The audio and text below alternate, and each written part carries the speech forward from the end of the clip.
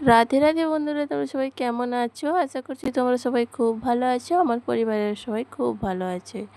আবারও চলে আসলাম তোমাদের সামনে নতুন একটা ভিডিও নিয়ে। তোমাদের সবাইকে জানাই ছোট্ট পরিবার মা ছেলের স্বপ্ন চ্যানেলে অনেক অনেক স্বাগত, অনেক অনেক ভালোবাসা। তোমাদের সাথে নিয়ে আজকের ভিডিও শুরু করলাম। আশা করি আজকের ভিডিওটা তোমাদের ভালো লাগবে। যদি ভালো লেগে থাকে লাইক করে দিও আর কমেন্ট করে জানিও ভিডিওটা কেমন হয়েছে। আর চ্যানেলে যদি নতুন বন্ধু এসে থাকো তাহলে চাইলে তুমি চ্যানেলটা সাবস্ক্রাইব করে আমার পাশে থাকতে পারো।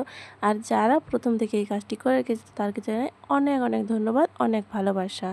তো আজকের ভিডিওটা হলো রবিবার আজকে দুপুর থেকে তোমাদের সঙ্গে নিয়ে ভিডিওটা শুরু করলাম।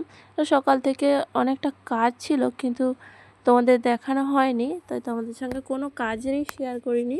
সকাল থেকে অনেক কাজ করেছি, পুজো, স্নান, খাওয়া দাওয়া সব কিছু হয়ে গেছে। আবার দুপুরে রান্না করে তারপরে খেতে বসেছি, তখন থেকে তোমাদেরকে দেখাচ্ছি।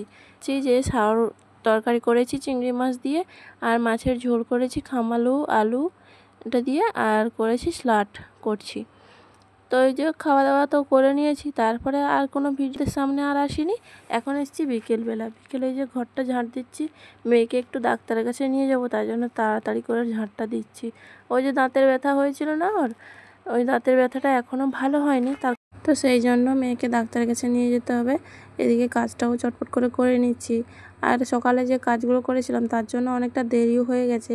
আর প্রত্যেক রবিবারে তো মাংস নিয়ে আসি, এই রবিবারে মাংস নিয়ে আসিনি, তার জন্য ছেলে মেয়েরও না ভালো করে খাওয়া হয়নি। ওদের মানে মন পছন্দ মতন রান্না হয়নি, তাই জন্য খাওয়া হয়নি। তো তার জন্য মেয়ে এখন বিস্কুট খাচ্ছে। আর তাই জন্য ভাবলাম কি ছেলে মেয়ের জন্য যখন দুপুরে মাংস নিয়ে আসিনি, বিকেলে ওদের জন্য কিছু একটা নিয়ে আসবো ওদের পছন্দ মতন। আসলে নিয়ে আসার না কারণ হচ্ছে কয়েকদিন ধরে বাপের বাড়ি যাবো ভাবছিলাম। তো মাছগুলো যে নিয়ে এসেছি ওগুলো তো খেয়ে শেষ করতে হবে, যা থেকে গেলে তখন কী করে হবে। আর ওই মাছ নিয়ে তো বাপের বাড়ি যাওয়া যাবে না, অনেকটা দূর। তো যেতে গেলে মাছটা তো নষ্ট হয়ে যাবে। আবার যখন যাব তখন হয়তো পুজো বসবে, তো কী করে আর নিয়ে যাব। সেই কারণে মাছটাকে শেষ করলাম আগে। তো এই জন্য দুপুরে আর মাংস টাংস কিছু নিয়ে আসিনি। তাই জন্য ওদের খুশি করার জন্য বিকেলে এখন ওদের একটু টিফিন খাওয়াতে হবে। তো যাই হোক, তারপরে আমি স্নান করে চলে গিয়েছিলাম ডাক্তারের কাছে বেরিয়ে। তো ছেলেকে বলে গেছিলাম সন্ধে দেওয়ার কথা, তো ও সন্ধে দিয়ে দিয়েছে। তারপরে ডাক্তার কাছ থেকে আমরা সঙ্গে সঙ্গে ঘুরেও চলে এসেছি, কারণ ওই যে দাঁতটা তুলবে বলছিল, তো আজকে তো তুলবে না। তো সেই জন্য মেয়েকে নিয়ে ঘুরেও চলে এলাম।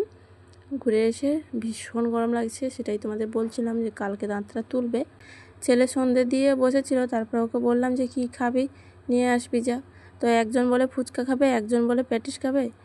আর প্যাটিস আবার আমার মেয়ে ঝাল লাগবে, তার জন্য খেতে পারবে না। তো সেই জন্য অনেক সময় বক বক করতে করতে তারপরে বললাম যে মোমো নিয়ে আয়। তো পয়সা দিয়েছিলাম 1 প্লেট মোমো নিয়ে আসতে। তো 50 টাকা দিয়েছিলাম, ওকে 50 টাকার পুরোটাই নিয়ে এসছে। 50 টাকার 5টা মোমো দিয়েছে, জানো তো। এইটুকু আমার ছেলে বলছে এইটুকু খেয়ে কী হবে, মনও পড়বে না, পেটও ভরবে না। তো স্যুপটা অনেকটা দিয়েছে, আমি বলি স্যুপটা খেয়ে তো পেট ভরিয়ে নিবি।